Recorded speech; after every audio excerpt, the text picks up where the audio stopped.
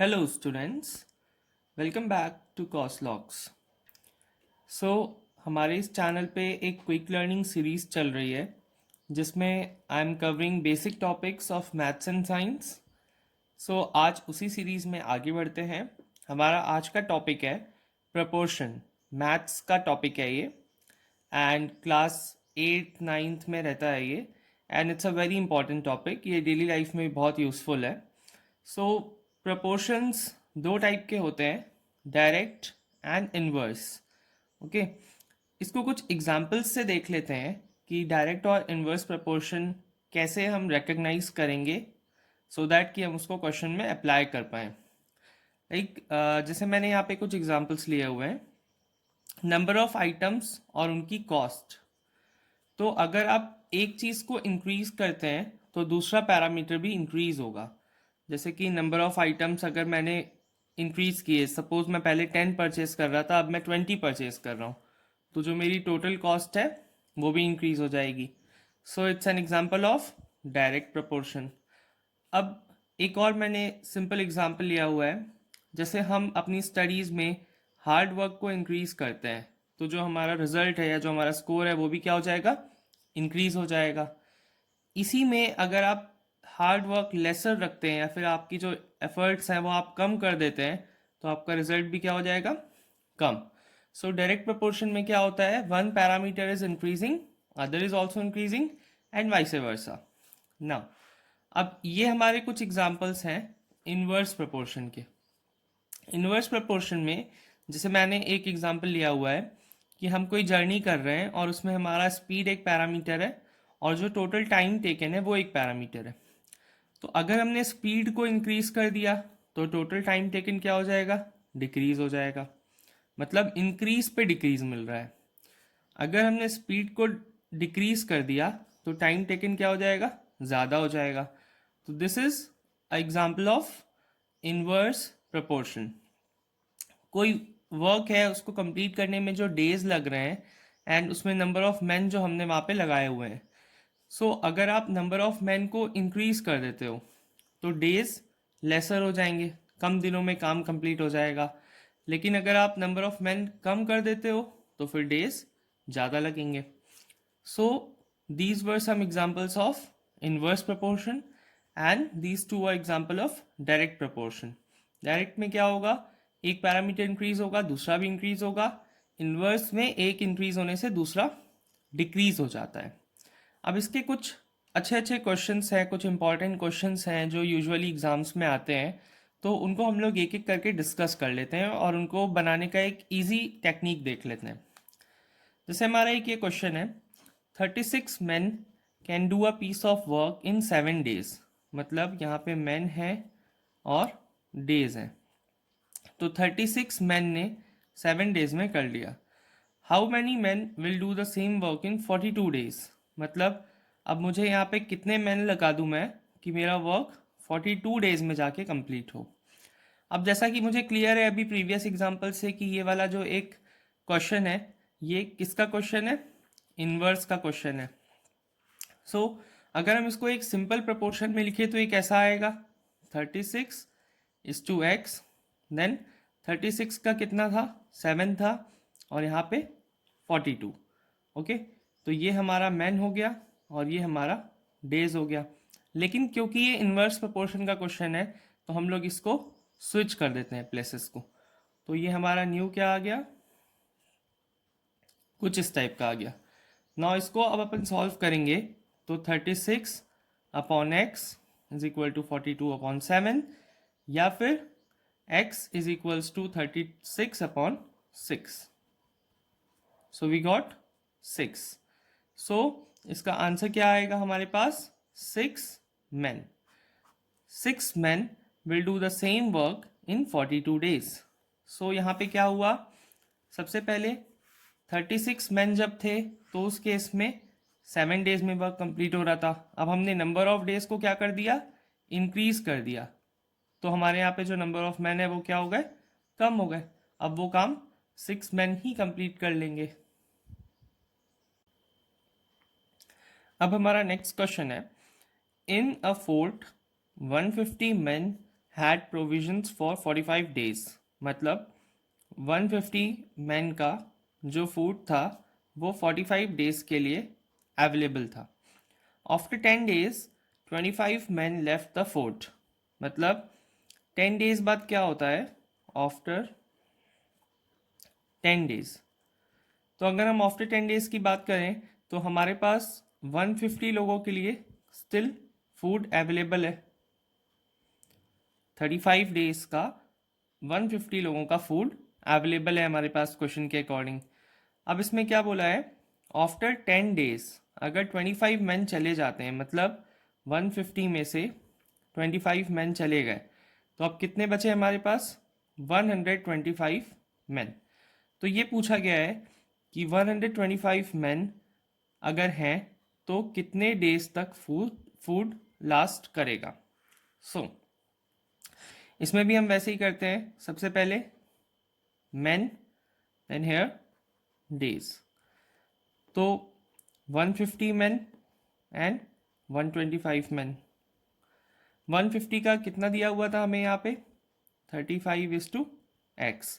But again ये कौन सा केस है? इन्वर्स वाला केस है, क्योंकि अगर नंबर ऑफ मैन कम होते हैं तो फूड ज़्यादा दिन चलेगा एंड वाइस वर्सा. सो मतलब हमें ये जो क्वांटिटीज़ हैं इनको स्विच करना पड़ेगा. सो अब हमें क्या मिल जाएगा यहाँ पे? New 150:125 x:35. देन इसको सॉल्व कर लेंगे.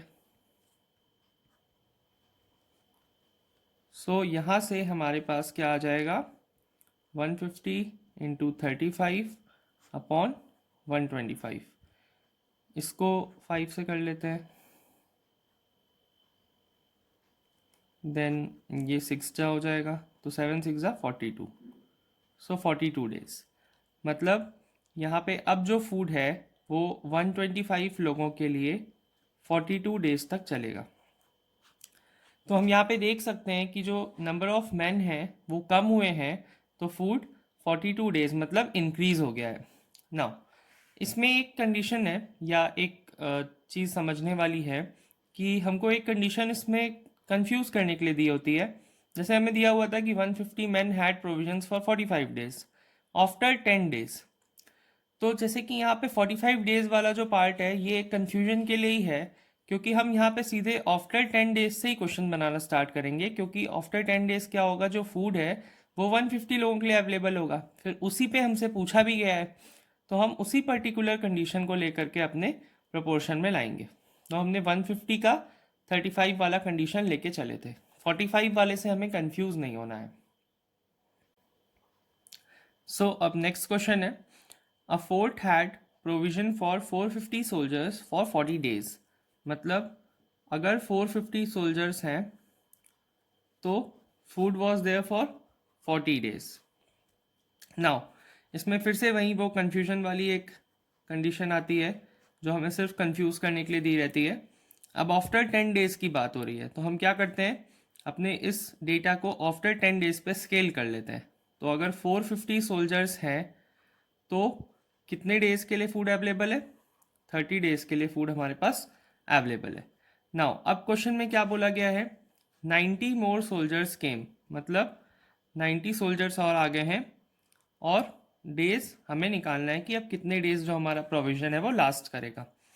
सो सबसे पहले न्यू नंबर ऑफ सोल्जर्स कितने हो गए? 450 + 90, that is your 540. So now 540 soldiers are there. अब 540 सोल्जर्स में हमें डेज निकालना है. तो अगेन हम इसका वो बना लेते हैं प्रपोर्शन. जब 450 सोल्जर्स हैं और 540 सोल्जर्स हैं, तो पहले 450 का कितना था? 30 था, और 540 का हम कितना लेके चले हैं? x लेके चले हैं. बट क्योंकि ये किसका केस है? इन्वर्स का केस है, तो हमने क्या किया? इसको स्विच कर लिया. तो अब ये न्यू क्या बन गया? 450:540, और यहाँ पे x:30. अब इसको सॉल्व कर लेते हैं. सो यहाँ से x की वैल्यू क्या आ जाएगी? 450 × 30 अपॉन 540. नाउ इसको आप सॉल्व करेंगे तो यू विल गेट 25 डेज। सो मतलब 25 डेज अब ये जो फूड है वो लास्ट करेगा। तो हमने यहाँ पे देखा कि हमने नंबर ऑफ सोल्जर्स को इंक्रीज किया तो जो नंबर ऑफ डेज है वो कम हो गए। तो ये हमारे प्रीवियस कंडीशन के अकॉर्डिंगली भी चल रहा है। इस कैटेगरी का एक नेक्स्ट क्वेश्चन बनाते हैं अब। इसमें 90 men can complete a work in 24 days working 8 hours a day। मतलब इसमें एक पैरामीटर और ऐड हो गया है। 90 men are there, then 24 days and 8 hour per day। Now how many men are required to complete the same work? मतलब how many men are required to complete the same work in 18 days working 7.5 hours a day? ये हमें question है। इस question को हम एक simple technique से बनाते हैं। जैसा कि हमारा एक लॉजिक हमें पता है, लेट से हमारे पास कोई एक नंबर है, अब हम उसको डिवाइड करेंगे किसी नंबर से तो वो क्वांटिटी उसकी डिक्रीज हो जाएगी, मल्टीप्लाई करेंगे तो उसकी क्वांटिटी इंक्रीज हो जाएगी। इसी लॉजिक से मैं इस क्वेश्चन को सिंपल प्रपोर्शन की अंडरस्टैंडिंग के साथ बना के दिखाता हूँ। मतलब हमको यहाँ पे प्रपोर्शन की भी अंडरस्टैंडिंग होनी चाहिए कि हम क्या पैरामीटर कम कर रहे हैं तो उस पैरामीटर पे क्या असर आएगा।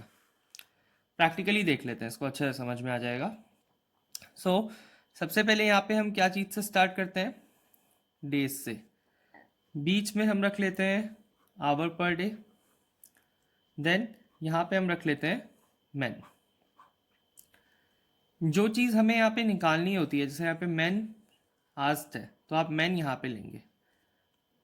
अगर मैन दिए होते तो हम यहाँ पे ले लेते मैन को। सबसे पहला डेटा क्या था हमारे पास, जब हमारे पास 24 डेज थे तो 8 आवर पर डे वर्क करके कितने मैन लग रहे थे, 90 लग रहे थे। अब क्या हुआ, हम इसमें यूनिटरी मेथड लगाते हैं, हम 1 डे दे देते हैं, इसको अभी चेंज नहीं करते हैं, 1 डे दे देते हैं। तो अब आपने क्या किया है, देखिए 1 डे दिया है मतलब you decreased number of days, तो मैन का क्या होगा, इंक्रीज होगा। इसी रेशियो में होगा, 24 डेज है तो मल्टीप्लाई हो जाएगा। यहाँ पे हमने क्यों मल्टीप्लाई किया, क्योंकि मुझे इस क्वांटिटी को इंक्रीज करना था, तो 24 इसमें मल्टीप्लाई हो गया। देन अब 18 डेज पे आ जाते हैं जो हमारा क्वेश्चन था। तो अभी हम 18 डेज पे सेम रखते हैं, आवर पर डे को 80 रखते हैं। अब आपने क्या किया है, नंबर ऑफ डेज को इंक्रीज किया है, तो अब इस केस में मैन क्या होंगे, डिक्रीज होंगे। और मैंने आपको बताया था डिक्रीज कब होता है, जब डिवाइड करते हैं, तो हमने 18 से डिवाइड कर दिया। अब नेक्स्ट क्या करते हैं, 18 डेज पे ही इसको हम पहले 1 आवर पर डे का निकाल लेते हैं। अब हम यहाँ पे क्या कर रहे हैं, 1 आवर पर डे का निकाल रहे हैं, मतलब जो ड्यूरेशन थी पर डे वर्किंग की उसको हमने क्या कर दिया, डिक्रीज कर दिया। तो ऐसे में क्या होगा, जो मैन है वो आपको इंक्रीज करने पड़ेंगे, तो 8 यहाँ पे मल्टीप्लाई हो जाएगा तो ये इसको इंक्रीज कर देगा। देन नेक्स्ट फाइनली 18 डेज था, तो हमारा क्वेश्चन क्या था उसमें, 18 डेज पे 7.5 आवर्स पर डे क्वेश्चन में पूछा था। तो हमने क्या किया, 18 डेज में 7.5 आवर्स पर डे ले लिया। अब आप आवर्स पर डे इंक्रीज कर रहे हो तो क्या होगा, ये इसके साथ डिवाइड में आ जाएगा क्योंकि ये नंबर ऑफ मैन को डिक्रीज कर देगा। तो after solving all these things हमारा आंसर आएगा 128 मैन। ओके, आई होप आपको ये क्वेश्चन इस मेथड से क्लियर हो गया होगा। इसको हम लोग एक और मेथड से भी डिस्कस कर लेते हैं। वहीं सेम सेट ऑफ डेटा को या उसी क्वेश्चन को हम एक दूसरे वे से बनाने की कोशिश करते हैं। इसमें जैसा कि हमें दिया हुआ था कि 90 मैन जो हैं तो they took 24 days and 8 hour per day. तो हम क्या करते हैं, इस पूरे क्वेश्चन को आवर्स में ही कन्वर्ट कर लेते हैं। तो मतलब 90 मैन को कितने आवर्स लगे, 24 इंटू 8 आवर्स लगे, क्योंकि अगर 8 आवर पर डे वर्क कर रहे हो, टोटल 24 डेज हैं, तो 24 इंटू 8 से टोटल नंबर ऑफ आवर्स आ जाएंगे। अब हम पहले ये रिकग्नाइज कर लेते हैं कि ये डायरेक्ट का केस है कि इन्वर्स का। मैन है एंड आवर्स हैं, तो अगर आप मैन को इंक्रीज करेंगे तो आवर्स कम हो जाएंगे एंड वाइस वर्सा। सो ये कौन सा केस हो गया? इन्वर्स का केस हो गया। नाउ अब हमको यहाँ पे एक्स मैन, मतलब हमें नहीं मालूम अगर कितने मैन हम लेते हैं, तो ये सेम काम 18 इंटू 7.5 आवर्स में कंप्लीट होना चाहिए। तो ये वाला जो हमारा पार्ट है ये 192 आवर्स आएगा मल्टीप्लाई करके, और 18 into 7.5 that is your 135 hours. तो मतलब अब हमने इस क्वेश्चन को सिंपल एक इन्वर्स प्रोपोर्शन के क्वेश्चन में कन्वर्ट कर लिया है।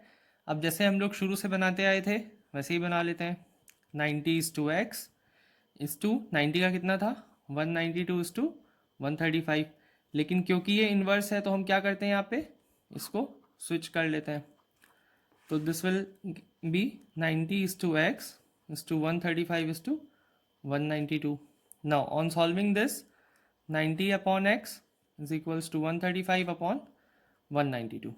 So x is equals to 90 into 192 upon 135. So again we'll be getting the same answer, that is your 128 men.